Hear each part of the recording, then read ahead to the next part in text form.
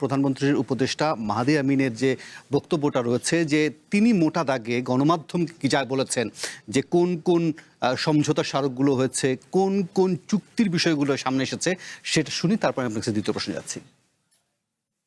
তিস্তার প্রজেক্টের বিষয়ে আমাদের একটা মহাপরিকল্পনা রয়েছে, যেটা বিএনপি নির্বাচনে ইশতেহারে প্রণীত রয়েছে। তার আলোকে এই মহাপরিকল্পনার প্ল্যানিং স্টেজ থেকে শুরু করে যেখানে প্রয়োজন চীন আমাদেরকে টেকনিক্যাল সাপোর্ট প্রোভাইড করবে, তাদের যে নো হাওয়া বা জ্ঞান রয়েছে তার উপর ভিত্তি করে আমাদের প্রজেক্ট ডিফাইন করা, প্ল্যানিং করা, এক্সিকিউশন সব জায়গাতে ধারাবাহিকভাবে তারা ইনভলভ হবে বলে আগ্রহ প্রকাশ করেছে। মায়ানমারের সাথে যদি কোনো ডায়ালগ করার প্রয়োজন হয়, স্পেশালি রোহিঙ্গা রিপ্যাট্রিয়েশন বা প্রত্যাবাসনের জন্য, যেটা আমরা সবসময় বলছি যে ভলান্টারি, সেফ এবং ডিগনিফাইড রিপ্যাট্রিয়েশন চাই, সেক্ষেত্রে চীন বলেছে তারা ফ্যাসিলিটেট করতে চায়।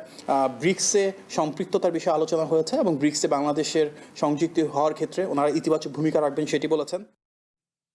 শুনছিলাম মোটা দাগে তিনি তিস্তা, রোহিঙ্গা এবং ব্রিক্সের প্রসঙ্গটি সামনে এনেছেন। আমি সেই প্রসঙ্গে যাওয়ার আগে এটাও শুনতে চাইবো, নিশ্চয়ই আপনি বলছিলেন যে আসলে বিজনেস ডোর ওপেন করে দেওয়া বাংলাদেশের জন্য, কিন্তু আগ্রহটা এই কারণে জানতে যে ধরেন আপনি যার জন্যই বিজনেসের ডোর বাংলাদেশ ওপেন করেন না কেন, অন্য আরেকটি পক্ষ থাক বা দেশ থাক, তারা সন্দেহের চোখে দেখে কেন? না, এটা কিন্তু এটার জন্য বাংলাদেশ মানে cannot be held responsible. Bangladesh কিন্তু মানে সবসময় কিন্তু উন্মুক্ত, কাছের এবং দূরের সব দেশের জন্য কিন্তু বাংলাদেশ উন্মুক্ত থেকেছে।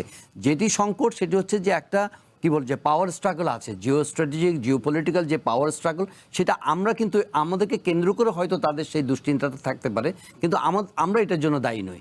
এখন ধরেন যে আমেরিকান একটা ইন্টারেস্ট আছে যে ইন্দো প্যাসিফিক, যে তাদের একটা কি বলবো যে রিব্যালেন্সিং বা সেখানে যাতে ইনফ্লুয়েন্সটা রাখা, এখানে চাইনিজ একটা হেজিমনির ব্যাপার আছে, যেটা ওয়েস্টার্ন পার্সপেক্টিভ থেকে সেই ডমিনেন্সটাকে আপনার কীভাবে ডেটার করা যায় সেটা নিয়ে তাদের চিন্তা আছে। সুতরাং বাংলাদেশকে হয়তো তারা বন্ধু হিসেবে সবাই মানে প্রত্যাশা করে যে বাংলাদেশটা ওই পাল্লায় থাকবে, কিন্তু বাংলাদেশ যেই কথাটা বলছে যে ভাই আমাদের প্রয়োজন হলো আমাদের ইকোনমিক ইন্টারেস্ট দেখা, আমাদের প্রয়োজন হলো আমাদের জনগণের জীবনমানের উন্নয়ন ঘটানো। কোনো কান্ট্রির সঙ্গে সুনির্দিষ্টভাবে যদি আমরা টিল্টেড থাকি তাহলে it will not serve our purpose.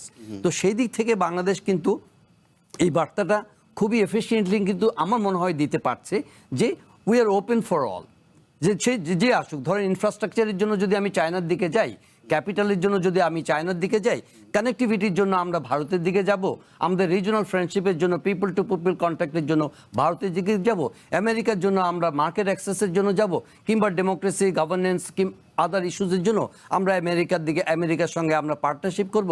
জাপানের সঙ্গে যদি যাই তাহলে আমরা টেকনোলজিক্যাল অথবা আমাদের নো হাউয়ের দিক থেকে সেটা আমাদেরকে সাপোর্ট করবে।